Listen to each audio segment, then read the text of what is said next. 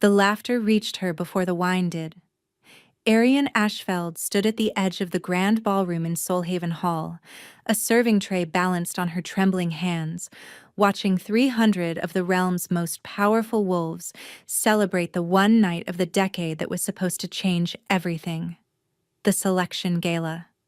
The night the Alpha King would choose his queen. She was not a candidate. She was the help. The wine hit her chest before she could react. A full goblet, upended with deliberate precision, soaking through the thin gray servant's dress until the crimson stain spread from her collarbone to her waist like an open wound. The silver tray clattered to the marble floor. Silence rippled outward from the sound. Lysara Morghaven stood 3 steps away, her hand still extended from the throw, her lips curving into the smile she had been perfecting since childhood. She wore a gown of white and gold that caught the chandelier light like liquid sunlight. Every thread, every jewel, every carefully arranged curl of auburn hair had been selected for this night, for this audience, for this throne. "How clumsy!" Lysara said, loud enough for the nearest 50 wolves to hear. "But then, what else would anyone expect from you?" Arian did not move.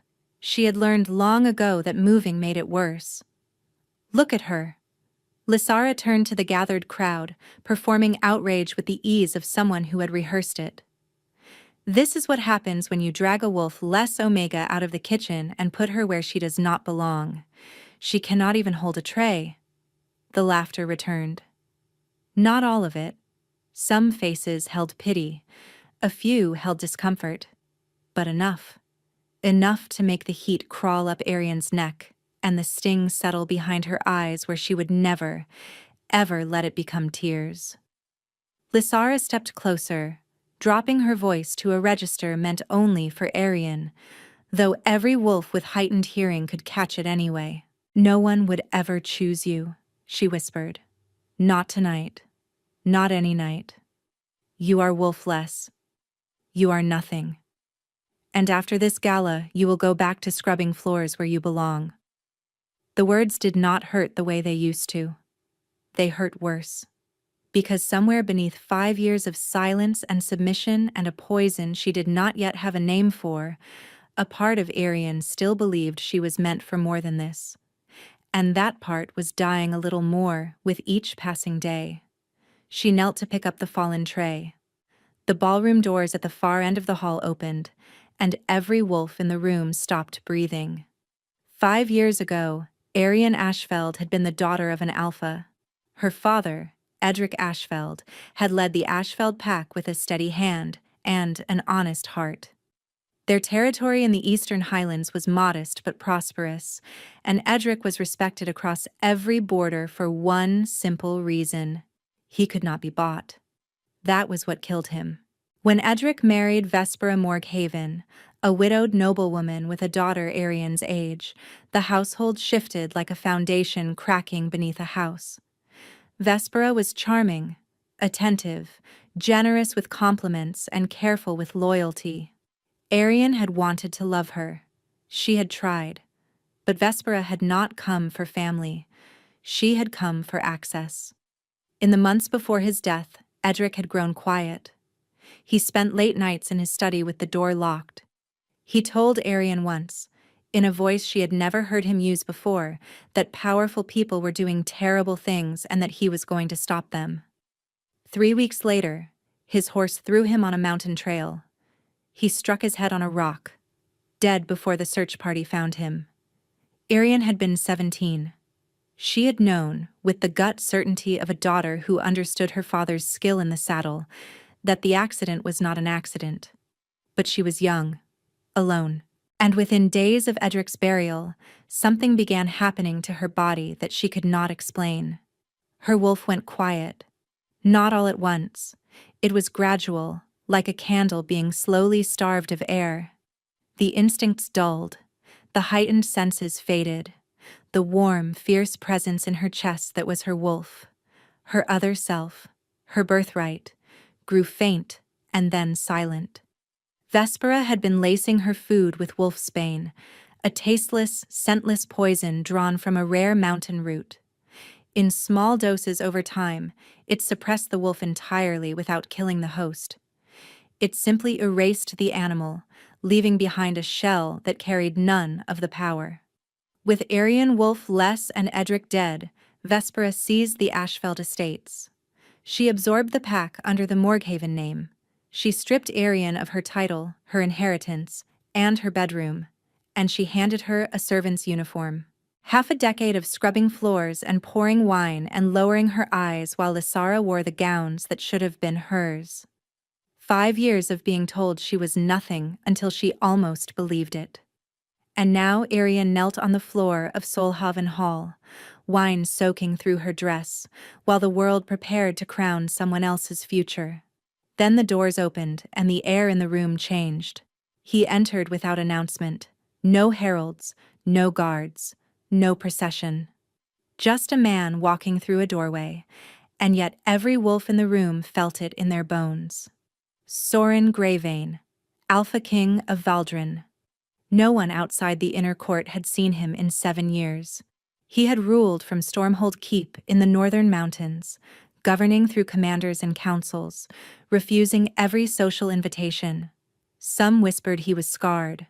Others claimed he was mad with grief after his brother's assassination. A few said the throne sat empty and the kingdom ran on the momentum of fear alone. They were all wrong. He moved through the doorway with the kind of authority that did not need a crown to announce itself. Tall, dark-haired, with streaks of silver at the temples that spoke of burdens carried too long. A jaw built from sharp lines and sharper decisions. And eyes the color of a winter storm, pale gray, nearly silver, sweeping the hall with the precision of a predator who already knew where every threat stood. The Omega candidates had assembled in a crescent at the center of the ballroom. 14 women from the most powerful packs in Valdrin, each dressed in silks and jewels that represented their family's wealth and ambition.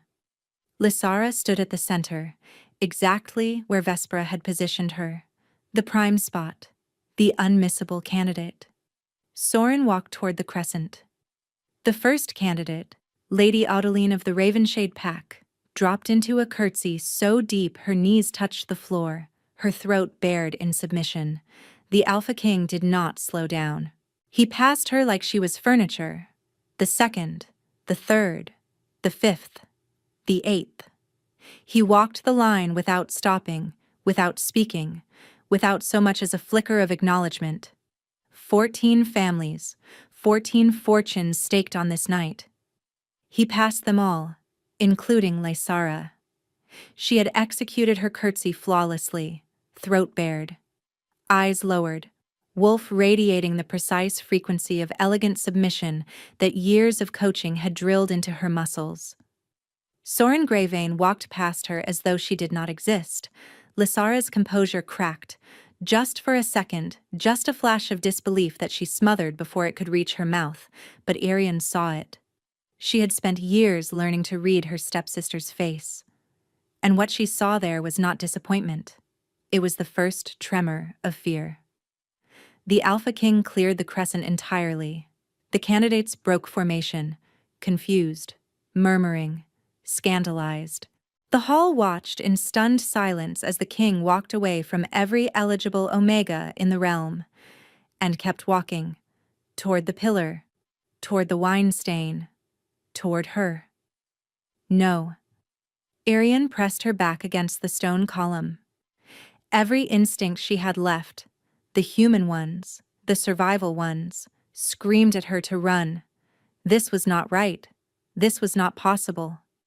He stopped, 2 paces away, close enough that she could see the faint scars along his jaw, the shadows beneath his eyes, the tension locked into his shoulders like a man bracing against a weight only he could feel. Those silver eyes found hers, and held. The ballroom disappeared. Something deep in Aryan's chest. Something that had been silent for years. Something she had mourned and buried and given up for dead. Flickered.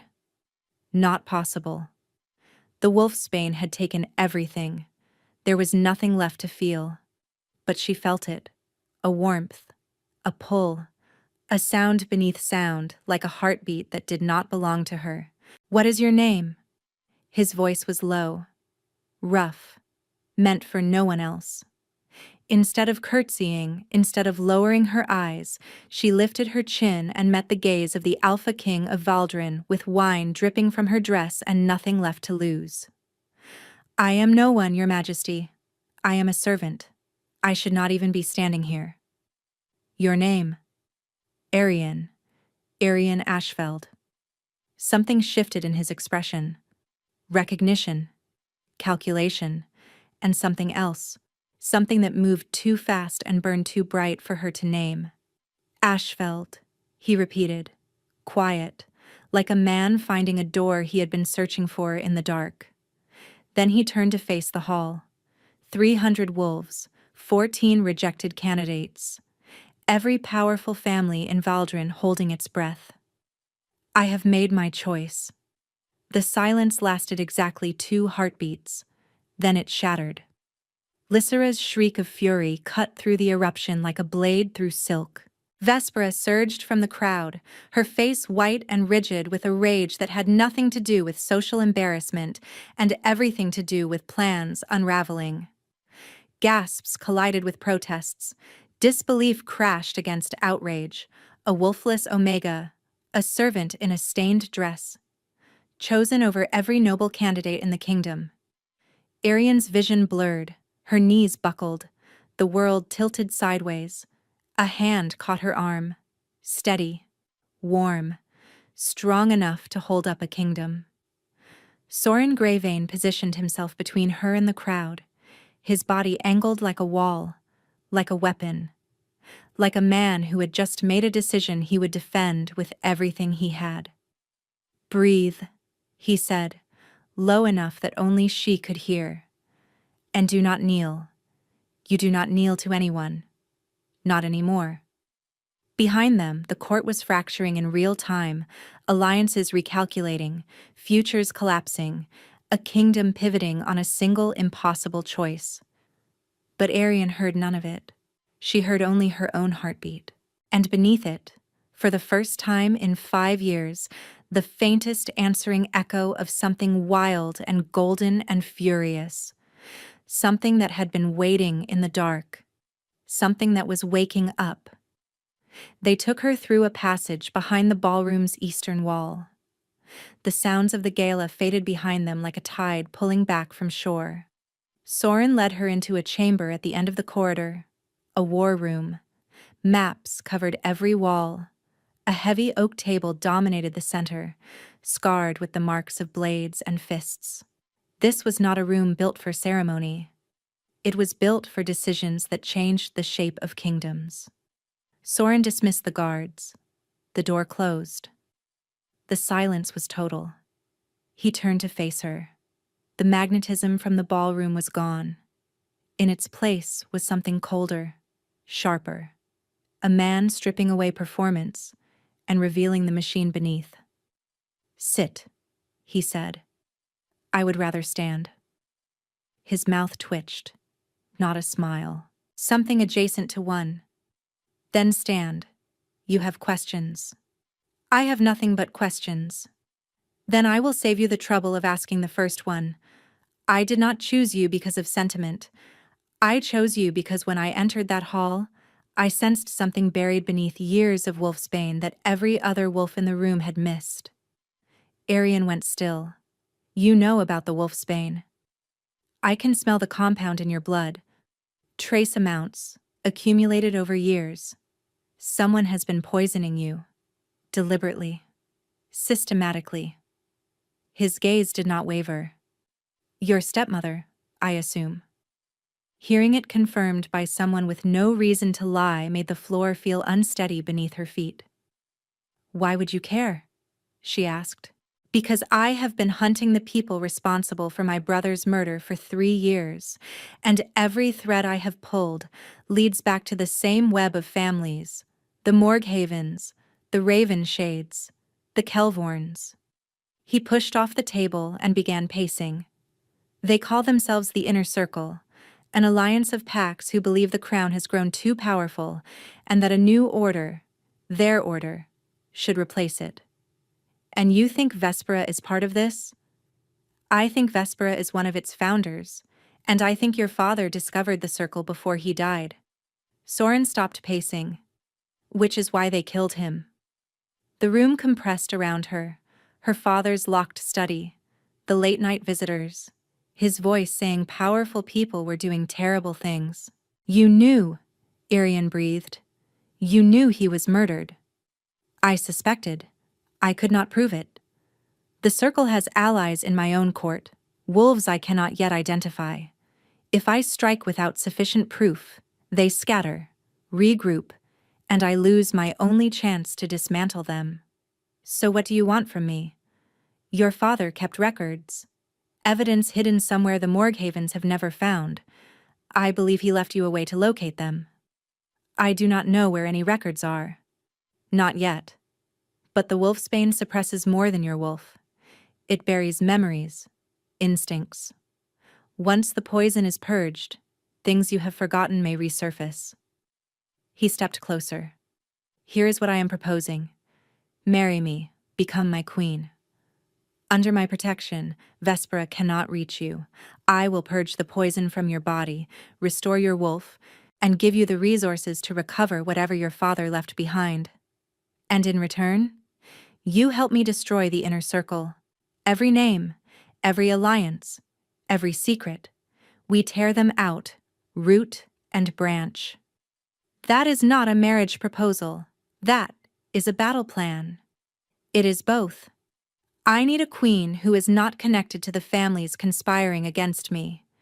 You need protection that cannot be broken. This serves us both. And if I say no, then I escort you from Solhaven tonight. The poison continues. Your wolf dies permanently within 2 years, and the families who murdered your father and my brother continue without consequence. 2 years. The number landed like a stone dropped into still water. One condition, Irian said. Her voice was steady, though her hands were shaking. If I do this, I want justice, not just for the conspiracy, for every Omega Vespera has exploited, every pack she has swallowed, every life she has ruined. You are setting terms while standing in a servant's dress soaked with wine. Is that a problem? No. And this time, the thing on his face was unmistakably a smile. Brief, reluctant, real. It is exactly what I needed to see. Agreed. And one more thing. When my wolf returns, I fight beside you. Not behind. Not underneath. Beside. Besides. He repeated as though testing the weight of a word he had never used. He extended his hand. Scarred knuckles. A palm that had held swords and signed death warrants and carried a kingdom for 7 years. Do we have an agreement, Arian Ashfeld? She took his hand. We have an agreement. His grip was warm and absolute. Then we leave tonight. Stormhold Keep is 3 days north. The purge begins the moment we arrive. He released her and moved toward the door. Your Majesty, she called. He paused without turning. Why tonight?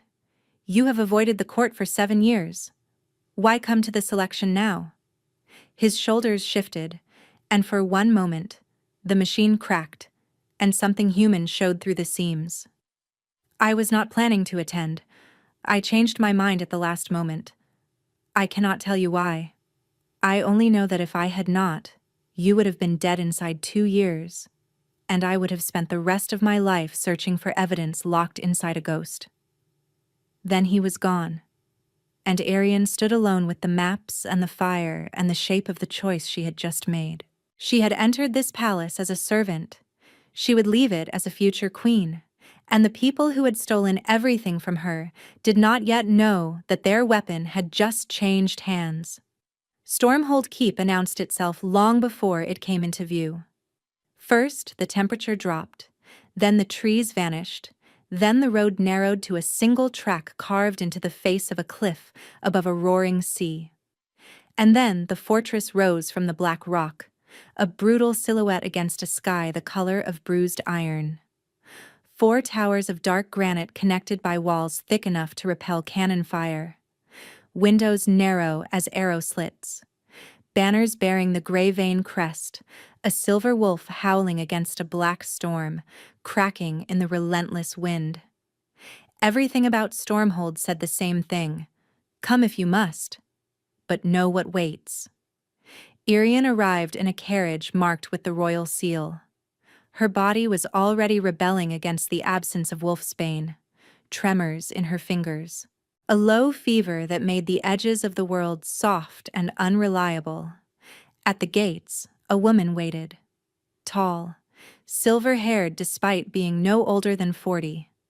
She carried herself with the straight-backed precision of someone who had spent decades turning chaos into order. Commander Ilvrin Kael, Soren said. She runs Stormhold. She answers to me and to no one else. She will manage your care, your training, and your protection. Ilvrin studied Arian with eyes that missed nothing. The trembling hands, the flush of fever, the careful way she held her weight. She is thinner than the report suggested, Ilvrin said flatly. She held her ground against 300 wolves in a wine-stained dress. Underestimate her at your own inconvenience.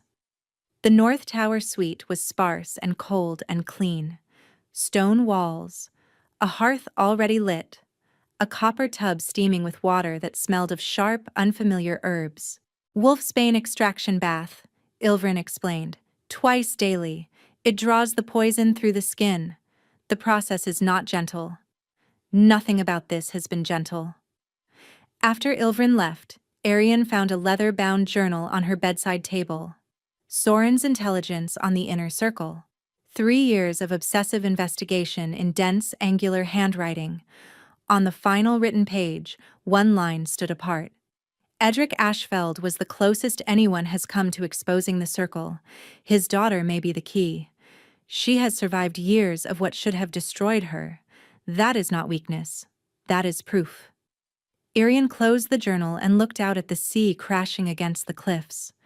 Somewhere south, Vespera and Lysara were surely plotting. They had taken her father, her wolf, her name, her home. They believed she was broken beyond repair. Good. Let them believe it for a little while longer. The purge nearly killed her 3 times. The first night, her fever spiked so violently that the physicians packed her in ice while her body convulsed. The second week, her heart stuttered and stopped for 4 seconds before Ilvrin's fist against her sternum shocked it back into rhythm.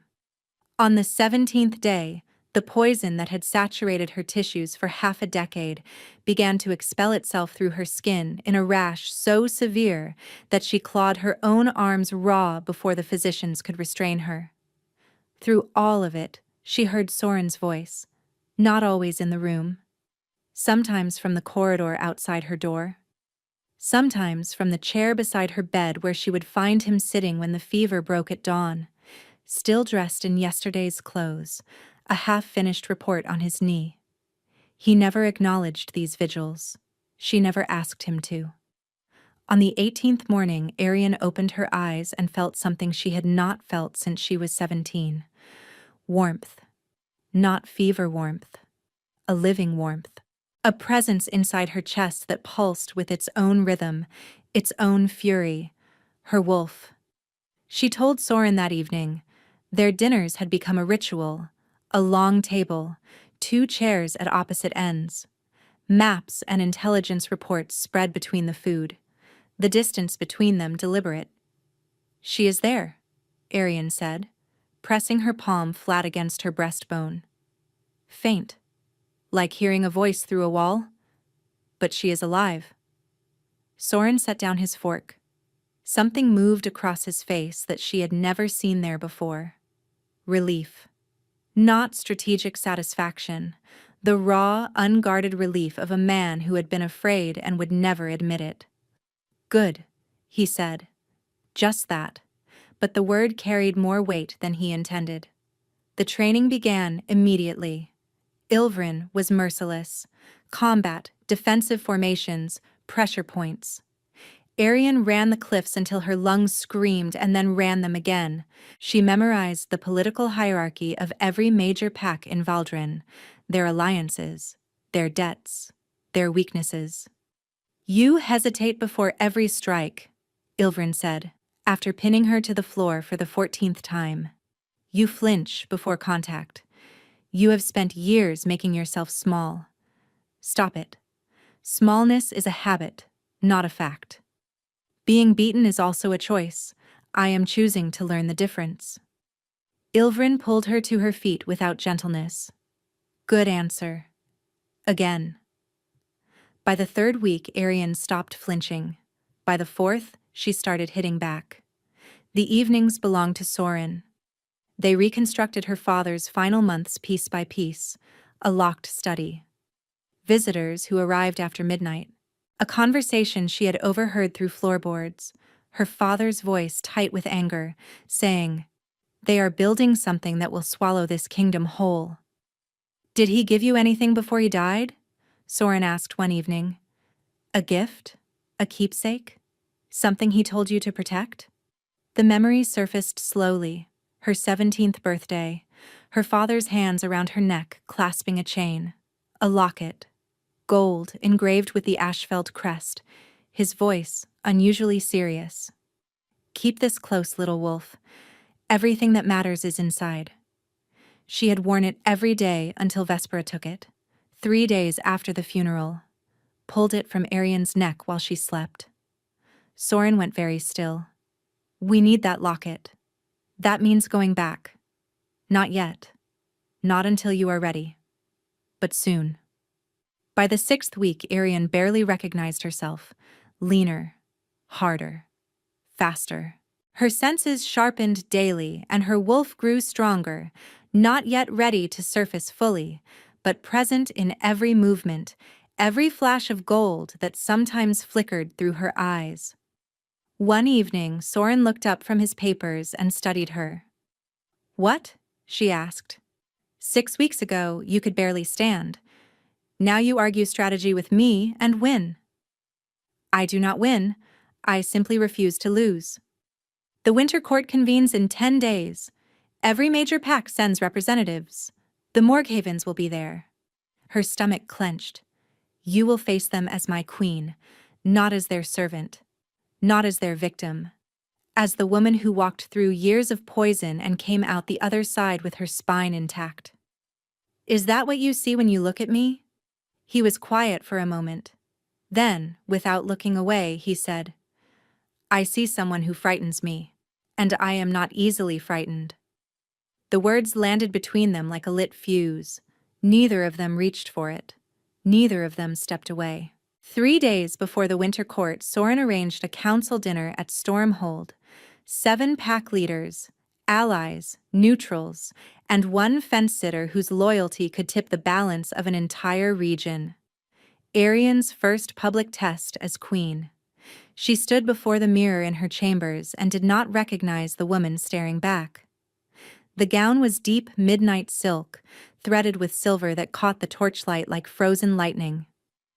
A circlet of dark metal sat against her hair. Her eyes, once dulled by years of poison, carried an amber warmth that had not been there 8 weeks ago. Her wolf looking out through her skin. A knock. Soren entered in formal black. He stopped. For exactly 1 heartbeat, something crossed his face that he buried before it could reach his mouth. "You look prepared," he said. "You hesitated." "I was recalculating." He offered his arm. "Shall we?" The dinner was a minefield disguised as hospitality. 7 pack leaders assessed her from behind wine glasses and polished manners. Lord Calum of the Grey Mist Pack questioned her knowledge of territorial law. Lady Ravina of the Ashford Pack tested her understanding of trade agreements. The fence-sitter, Lord Halvrin of the Dunmire Pack, simply watched. When Lord Halvrin mentioned that certain southern packs had been quietly redirecting border defense funds into private accounts, Arian saw her opening. "The financial discrepancies are not limited to the south, Lord Halvrin," Crown auditors have identified irregular fund movements across at least 4 territories, all connected to the same network of families. She did not name the morgue havens. She did not need to. The silence that followed was heavy with the sound of loyalties being reconsidered. Lord Halvran set down his wine. I would be interested in reviewing those audit reports, Your Majesty. After the guests departed, Soren found her in the library. You drew blood tonight, he said. I planted a question. That is not blood. In politics, it is the same thing. He paused. You surprised them, Arian.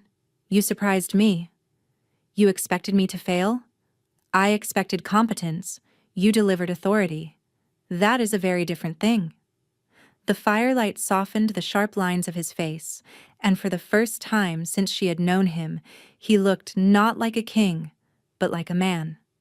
Tired, searching, almost hopeful. And Arian felt something shift between them. Not the strategic alignment of two people bound by a contract. Something warmer. Something neither of them was ready to name. The Winter Court transformed Stormhold into a theater of power. 200 wolves from every corner of Valdrin filled its halls, draped in their finest pelts and their sharpest ambitions, and among them, Vespera and Lysara Morghaven. Arian saw them the moment they entered, Vespera with the practiced grace of a woman who had spent decades perfecting masks. Lysara in burnished gold, chin high, scanning the room with the hungry confidence of someone who still believed she was owed a throne. The formal presentations began. Each pack leader approached the dais to pay respects. When the herald announced, Lady Vespera Morghaven, Alpha Regent of the Ashfeld Morghaven territories, and her daughter, Lady Lysara Morghaven. The great hall seemed to tighten like a held breath. Vespera's eyes found Arian on the throne. The mask held. But her stride shortened by half a step, and the color beneath her powder shifted from rose to ash. She knew. In that single moment, looking up at the stepdaughter she had poisoned and enslaved and erased, Vespera understood that the game had changed. Lysara was less controlled. She stopped dead. Her golden composure fractured like a mirror struck at its center. The girl she had poured wine on, mocked, and dismissed, was sitting on a throne wearing the gray vein crown. Looking down at her, Lady Morghaven, Soren said, his voice carrying the precise temperature of a man savoring a moment he had engineered. How generous of you to attend. I trust you recognize your queen. Vespera recovered. She always did. Your Majesty, what an extraordinary development.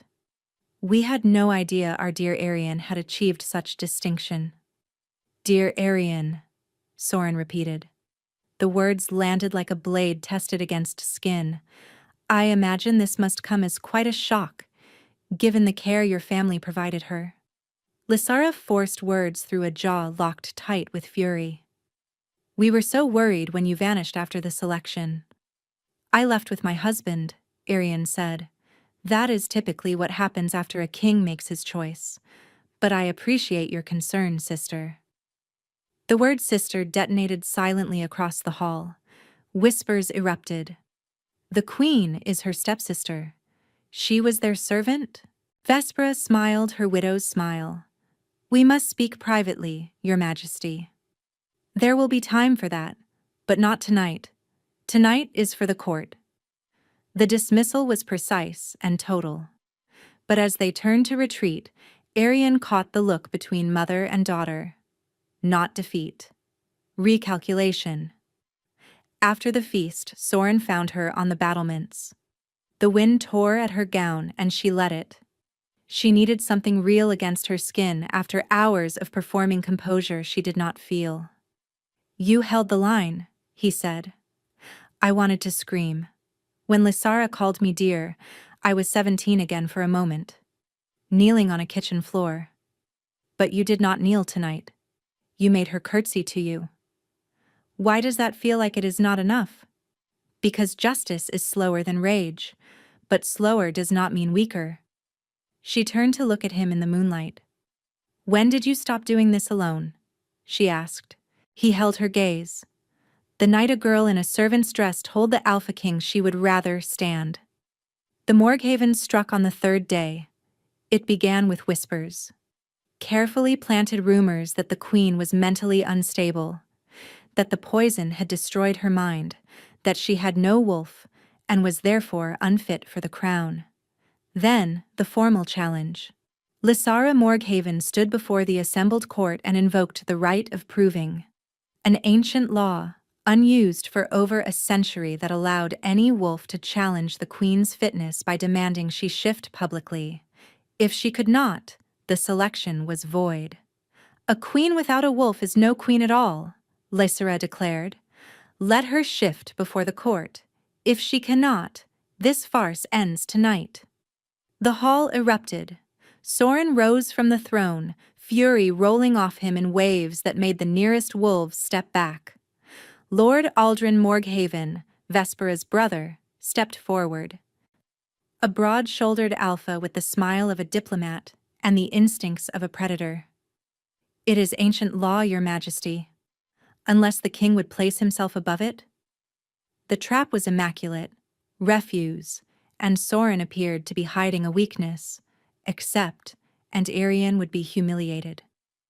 I accept, Arian said. Every head turned. I accept the proving. In 7 days, I will shift before the full court. Lysara's smile was radiant. 7 days. How generous. In the war room, the door barely closed before Soren's control shattered. Your wolf is not ready. You cannot shift. Then she will have to be ready in 7 days. If you fail, they win everything. The crown, the kingdom.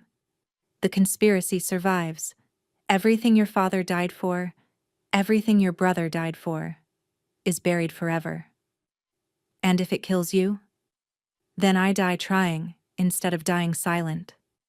Soren closed the distance between them in 2 strides. His hands gripped her arms, not hard, but she felt the tremor running through him. The unshakable Alpha King was shaking. I cannot lose you, he said.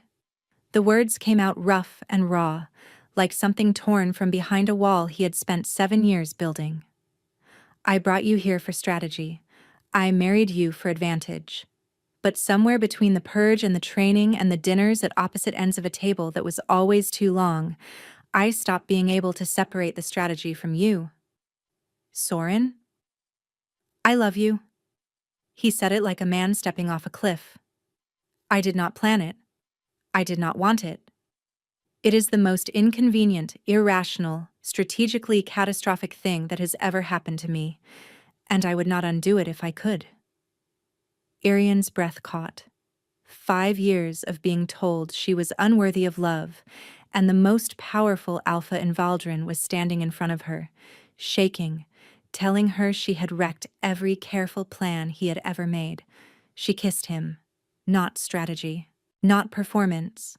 This was a woman who had been starved of gentleness kissing a man who had been starved of trust, and in the space where their broken edges met, something whole took shape. When they pulled apart, she kept her hands on his face. 7 days, she said. I am going to shift. I am going to destroy them. And then I am going to love you for the rest of my life without a single strategic reason. That is the best battle plan I have ever heard. That night, alone in her chambers, Arian pressed both hands against her chest and spoke to the wolf inside her. 7 days. They buried us. They poisoned us. They called us nothing. The warmth pulsed, brighter than it had ever been. Angry. Ready. 7 days. Then we show them what nothing looks like when it rises. Deep inside her, something answered. Not a flicker this time. A roar. Moonrise on the 7th night. 200 wolves formed a circle in Stormhold's great courtyard. Torches blazed against the dark. The air smelled of frost and fear and the particular electricity that precedes irreversible events. Arian stood at the center of the stone platform in a white shift, barefoot on ancient rock. No crown, no circlet, no armor, just her. Across the courtyard, Lysara stood with Vespera and Lord Aldrin, victory already painted on their faces. Soren stood at the north edge of the circle, motionless, expression carved from stone, but Arian could feel him through the bond that had been growing between them. A pulse beneath her pulse, steady and warm and terrified. He believed in her. She could feel that too. It was the only thing holding her together. "The right of proving has been invoked," Lord Aldrin announced. "The Queen will demonstrate her wolf. If she cannot shift, the selection is voided." Arian closed her eyes. Years of wolfsbane dissolved in her meals. Years of silence where a voice should have been. 5 years of kneeling on cold floors and swallowing the lie that she was nothing. But here was the truth. You cannot kill something by burying it. You can only make it angry. And years of anger compressed and denied and forced into the smallest possible space does not fade. It detonates. She reached inward, past the fear, past the doubt, past the scar tissue of every insult and every blow, and every morning she had woken up unable to feel the wolf who was supposed to be her other self.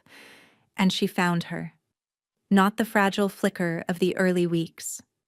This was an inferno, a presence so vast and so furious that it had been compressing itself for years, growing denser with every drop of poison, hotter with every whispered nothing, more powerful with every single day it was denied. Her wolf had not been dying. Her wolf had been building. Arian opened her eyes. They blazed gold. The shift was not controlled. It was a detonation. Her bones reshaped. Her senses exploded outward until she could hear every heartbeat in the courtyard, smell every emotion, and taste the iron of terror on the tongues of wolves who had called her broken. And what stood on the platform was not the small damaged wolf the court had expected. She was immense, fur the color of moonlight on fresh snow. Eyes like molten gold that swept the courtyard with an intelligence that transcended the animal, and radiating from her in waves that buckled the knees of every wolf present, a power that had not walked Valdrin in 300 years. "A lunar wolf," Lady Ravina breathed, "the rarest wolf in existence.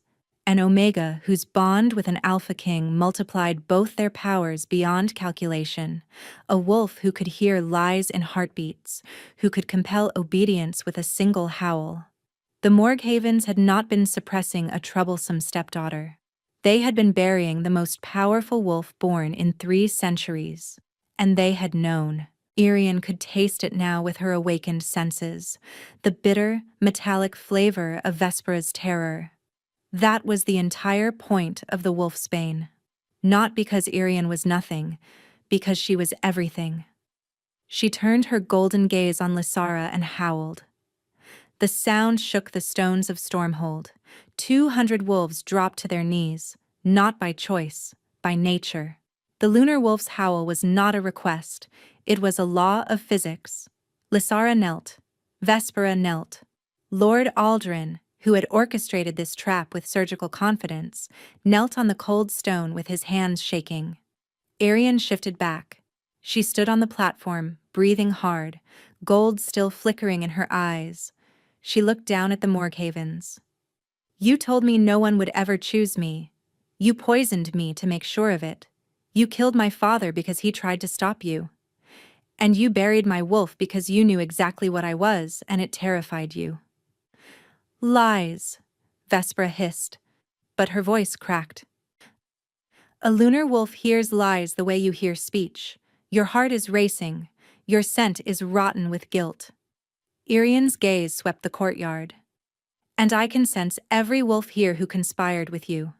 She pointed, one by one. "Lord Aldrin, Lady Ravenshade, Lord Kelvorn, Commander Dureth, you conspired against the crown, and you murdered Prince Tavrin to weaken the king." Lord Aldrin erupted to his feet, shifting mid-stride, his massive wolf form lunging toward the platform. Soren was faster. A wolf black as a starless sky slammed into Aldrin, driving him into the courtyard stones, jaws locked around his throat. "Yield," Soren growled, "or I end this differently." Aldrin yielded. Ilvrin's soldiers moved with swift precision, seizing every conspirator Arian had identified, bound, stripped of rank. As Lysara was dragged past the platform, she screamed, "You were nothing! You were supposed to stay nothing!" Arian held her stepsister's wild, shattered gaze. "You spent years teaching me what it feels like to be powerless. Now you understand the lesson." Then Lady Ravina stood.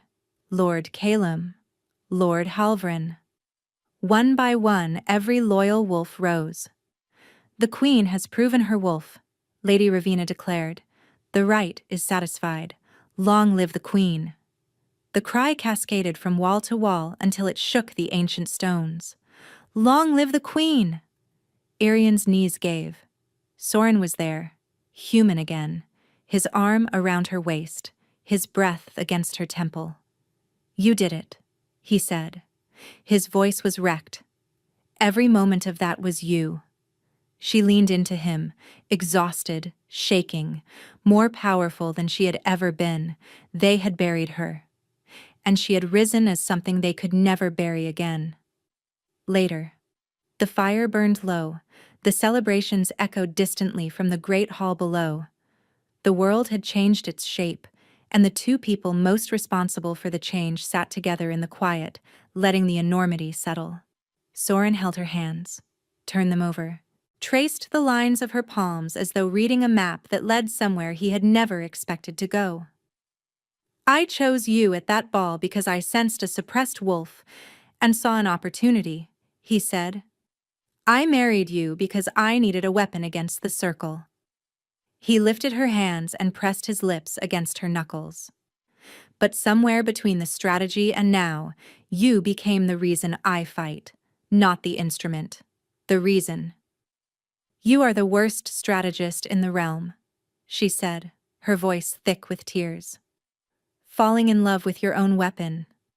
"The worst," he agreed. "And the luckiest." "I love you," she said. "Not because you saved me, not because you gave me a crown, because you looked at a girl the entire world had thrown away and you saw something worth choosing." The mate bond between them blazed, gold and silver intertwining, not ceremony, not politics. Choice. The purest, most terrifying, most unbreakable thing two wolves could share. Some bonds are forged in fire. Theirs was forged in poison, in silence, and in the stubborn refusal to let the dark have the last word. 6 months later, Stormhold's East Tower held the Ashfeld Sanctuary, a refuge for Omegas who had been poisoned, silenced, exploited, or discarded by the wolves who should have protected them. 41 women lived there now, healing, training, finding their wolves and their voices again. Vespera and Lord Aldrin stood trial before the High Pack Council. Life imprisonment in the stone vaults beneath the northern mountains. Lysara was stripped of her name and banished to the outer lands. The inner circle was dismantled, pack by pack, until nothing remained but ash and consequence. And inside the locket that Soren's soldiers recovered from the Morghaven estate, Arian found a rolled parchment no larger than her smallest finger. On it, in her father's handwriting, the location of every document Edric Ashfeld had hidden before his death. Names, dates, financial records, alliance maps. Enough evidence to ensure no Morghaven would ever hold power in Valdrin again. She had been called nothing, poisoned, silenced, erased. But a king had walked past every glittering candidate in the realm and stopped before a girl in a stained dress. Not because she was powerful, not because she was perfect, because she was real. And that single, impossible choice had changed everything. Thank you for staying until the very last word. If this story stirred something in you, the belief that being unseen does not mean being unworthy, the knowledge that what others bury in you can become the very thing that sets you free, then share it with someone who needs to hear it today. Drop a comment with your favorite moment and where you are listening from. And subscribe, ring that bell, because the next story might be the one that finds you exactly when you need it most. You are not nothing. You never were.